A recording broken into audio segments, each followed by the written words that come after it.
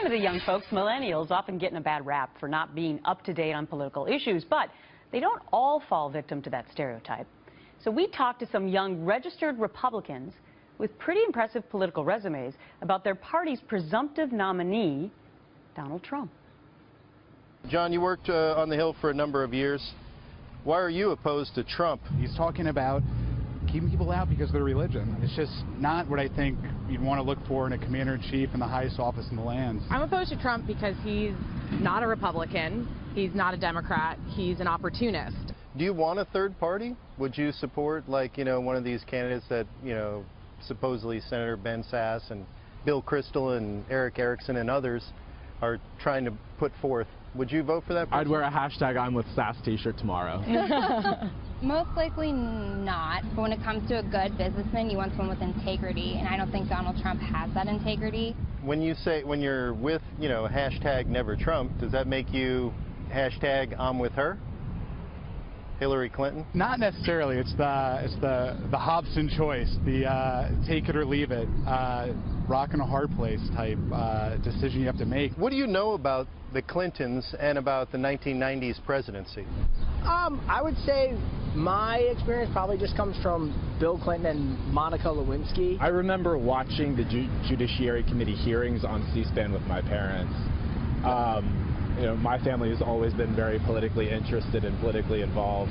And even growing up with that and seeing that, my opposition to Trump is unwielding. Do you hate Hillary?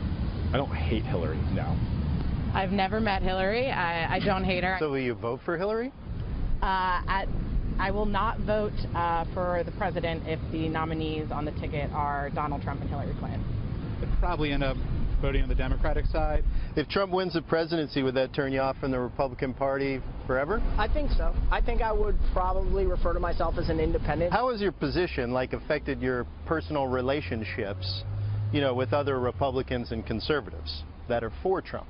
A lot of friends that I talk to who are very for Trump aren't really looking past the anger. They're not looking past the frustration with Washington because he's the voice of it. He's channeled into it.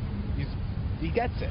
Nobody that I know in my personal life comes to mind that is pro-Trump. Outside of people my parents and grandparents' age, I don't know anyone that's pro-Trump. If you were to meet Trump privately, what would you ask him? And do you think he could make a convincing argument to change your mind? There's nothing that he could tell me because his history is just, it's so conflicting. Hillary may be reelected again if she, is elected in November. So it'd be even longer than that. Would the party survive? Would the conservative movement survive? I think Donald Trump really changes what the future of America looks like. I mean, London just elected a Muslim mayor, and when Donald Trump's president, he's no longer allowed to come here. We've been in the wilderness before. I mean, the LBJ years, we didn't take a majority until 1994. It's not the first time, but we can be an effective opposition party. The party dies if Trump becomes the president or with Trump as the nominee. Hillary being the president doesn't change the fate of the conservative movement.